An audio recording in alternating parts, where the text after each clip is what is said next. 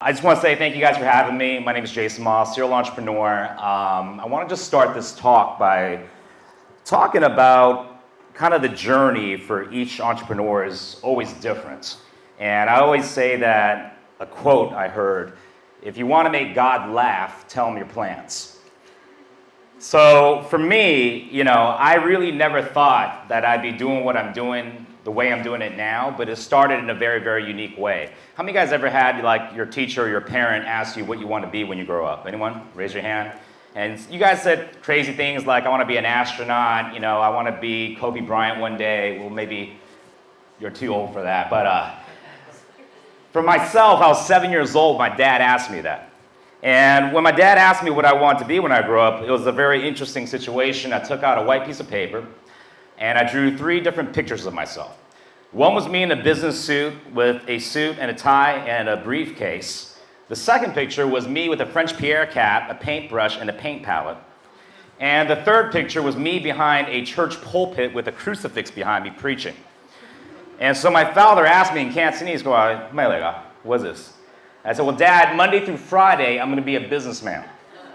I said, Saturday, I'm going to be an artiste. And I said, Sunday, I'm going to be a preacher. So I would have never thought that that's exactly what I'm doing today. And it's a kind of interesting story. I'm talking about bridging East and West through talent and story. Right now there's US and China trade relations, there's tension, there is issues economically, politically in the South China Morning Sea. There's cultures that don't understand each other, but I truly believe the only way to solve the world's issues is not through politics, it's not through more capital, but it's actually soft power. It's through story. It's through talent. It's through people like ourselves, entrepreneurs, artists, whoever it might be that has something to inspire the world with. That's what bridges the gap. So right now, as you guys know, you're living in China, whether you're an expat or whether you're a local, is that the Hollywood entertainment and media industries are becoming one. And what we're seeing right now, the convergence of this is actually through entertainment. It's actually through core stories. It's actually through the stories that we tell, like as I was saying today. A lot of you don't know that right now Transformers did less money in the box office than it did in China. Aquaman here in China for the first week did more than the US. It's a very interesting time, and we're seeing this convergence happen. We're seeing the markets become one. What does this mean? Well, that was my story. There was me there as a businessman, there was me there as an artist, and there was me there as a preacher. But how did this happen, all right? That's the thing about being an entrepreneur. You never know how it's gonna happen. All you can know is that you have to start. You gotta start somewhere. And when you start, you gotta just kind of let the universe, let God and your passion kind of just lead the way. Does anyone know who MC Hammer is? Too legit to quit? Baggy pants, can't touch this? Some of you are too young because you're born after the 90s. But if you're born in the 80s, this is the biggest rapper of all time. He was literally the only one to go double diamond, and he was my first boss. Believe it or not, how'd that happen? I was running a hip-hop Bible study in the inner city of San Francisco, and MC Hammer had just literally witnessed Tupac die. He left Death Row Records, had an encounter, started preaching at a church. I started listening to him preach every Sunday, and I was like, yo, that'd be so dope if MC Hammer came and spoke to my inner city youth. So I chased him down for 6 months. I finally got through his security guards, met the guy, got him to agree, and he asked me, what do I do? Well, my first job out of high school, I was working at a tech startup across from Apple in Cupertino, okay? And he said, what do you do? I said, I work at a startup. He goes, really?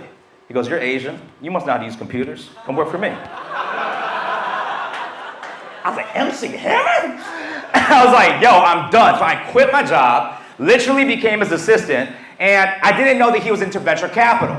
He was, actually, if a lot of you guys don't know, he's invested in over 50 major startups. From Square to Dropbox, you don't even know right now that he's doing even better than he was before. But when I was meeting with him and he started bringing me along, we were at YouTube when it was 5 people. We were at Twitter when it was 3 people. We were at Salesforce when Mark Benioff when it was less than 10 people. Facebook when it was only 150 people. And I remember him telling me, saying, Jason, Hollywood's going down, film industry's going down, music industry's going down. Everything is going to digital. Everything's coming to Silicon Valley. Rich content, digital distribution, this is the future. He told me this in 1997. Okay? We're in the office, everything's wireless, and lo and behold, how I found my passion and my calling and my purpose is, Alvin was saying right now was, We invested in this guy's first movie. If you don't know who this Asian guy is, his name is Justin Lin. If you know who Justin Lin is, he's one of the biggest directors in Hollywood. If you don't know what movies he's directed, they're called Fast and Furious 3, 4, 5, and 6, Star Trek, and now Fast and Furious 9 and 10. When we met Justin, he was literally just graduated from UCLA. We're at CES. Okay, Hammer meets him on the ground floor, checking out cameras, and Justin says to Hammer, you know what, I'm making my first Asian American independent film. I'm sick and tired of Asians being, stereotyped in Hollywood as geishas and goonies and geeks and gangsters. Come on, is anybody mad in here? That ain't me, all right? And I'm like, wow. And he told Hammer, I'm making this real film about an Asian American experience. I just want to keep in touch. Gets Hammer's number. 3 months later, we're driving to San Francisco. He calls Hammer, goes, Hammer, I don't know what to do. I maxed out 10 credit cards. I'm 90% done with my movie. My parents can't loan me any more money. If I don't have X amount of money in the bank account tomorrow morning, they're going to take away all my equipment. And I'm done. I can't finish this movie. And Hammer's like, what should I do? I'm like, yo, you got to help my Asian people. He literally walked to Bank of America, I remember, wired Justin the cash, nothing signed, and we didn't hear from him for a year. Didn't know if he stole it, like some Asian thug, like we didn't know what. And a year later, I'm online in the office, and I see Sundance Film Festival, Roger Ebert gives 2 thumbs up to young Asian American director Justin Lin. The film gets picked up by MTV Films, Viacom distributes it. I'm like, Hammer. He's like, no. Calls Justin. Justin's like, yeah! It's the first movie for John Cho, Harold and Kumar. You guys remember this movie? All right, this new movie, Searching. This was his first film, Bella Tomorrow. Sung Kang, the Korean guy in Fast and Furious. This was his first movie, the guy that keeps dying and comes back every franchise. You know what I'm talking about? And literally, I knew when I watched this movie as a 19-year-old Asian American, I said, this is the first time I've seen someone that looks like me, talks like me, and it's actually represented the right way. And at that moment, I found my passion. My passion was, I'm going to represent Asian media in mainstream culture the right way. That was what I was called to do. Funny enough, I asked Hammer, I'm going to go to UCLA, get my master's in film and television. And literally, he said, go for it. And I told my Chinese pastor this. I said, I'm going to go to Hollywood because I feel like this is God's calling for me. And my Chinese pastor in San Jose said to me, that is not God talking to you.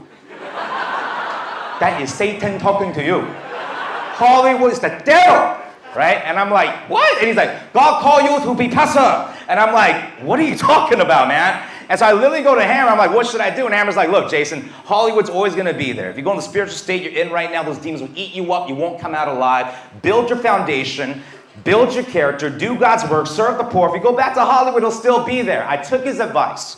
I went and started my first startup, which was a mission, non-for-profit. We went to 40 countries, established over 300 mission schools, hospitals, and about 5 years of that in my life, I came back, I remember I was in China, Shenzhen, I'm seeing kids with smartphones in 2007 going in and out of the clubs, and I'm thinking to myself, there's 500 million young people in Asia, how am I gonna reach them? And I'm like, I can't build schools or clinics fast enough, and that's when I knew I had to get back into media. I had to get back into music. I came back to LA, I found a little company with an Asian manager that managed Asian rap artists, and I didn't even know Asian rap artists existed outside of myself. And I find this guy and he's like, yo, I manage this rap group called Far East Movement. I'm like, who's Far East Movement? He's like, they're like the Asian Beastie Boys. I'm like, okay, whatever. And they're like, yeah, I asked to manage this guy named Jin. Remember Jin, the battle rapper 2002, DMX? I'm like, yeah, but he's washed up, he got dropped. And he's like, well, I had this vision. Well, what happened was I saw his vision, I saw the talent, and I saw that there was something special about the time that we were in at that time. I invested into the company, and I remember this as a crazy story. Far East was gonna produce my album, but he was like, yo, Jay, your rap's like, eh. And he's like, you're not Jay-Z, you're not Eminem, we don't know what to do with you. And I'm like, so? He's like, so, but when you talk, when you preach, it's really powerful. You ever thought I was just like preaching over the music? I'm like, what do you mean, like talking? He's like, yeah, I have any of your sermons on YouTube. I was like, yeah, I got a bunch. He's like, play that sermon over that hip hop and just see what happens. So he plays his beat over my sermon on YouTube. It lands in this crazy cadence. His hair starts standing up. He's like, yo, this is crazy. You're like Eminem and Joel Osteen like smashed into one. He's like, cha-ching! He gets me in the studio, I lace the track, one take, because I've been preaching my 10,000 hours. I did it in my sleep, nothing written. I'm done. He goes, yo, this is crazy. He's like, yo, we're going to get someone to sing on the hook, and make it like a radio pop track. I'm like, who are you gonna get to sing on it? It's like, yo, I got this guy, he sounds like Michael Jackson, he needs the money really bad, he's broke right now. I said, what's his name? He said his name's Bruno Mars. I said, who's Bruno Mars? He's like, check out his MySpace. And I'm checking out his MySpace, I'm like, yo, this guy sounds like Michael Jackson. I was like, how much? He's like, $1,500. He'll write and record for you 4 songs next Saturday, done. Write the check, he comes in, laces me the track, records over it, it's a demo. I'm like, I don't need anyone else to sing on this. I put it out, gets 1 million views overnight. Next thing you know, one night after a show in K-Town, Far East Movement records a little song called Like a G6. Anyone remember this? Yeah, you party to it. Yeah, you got crunk over it. Yeah, you lost your mind or your virginity to that song probably.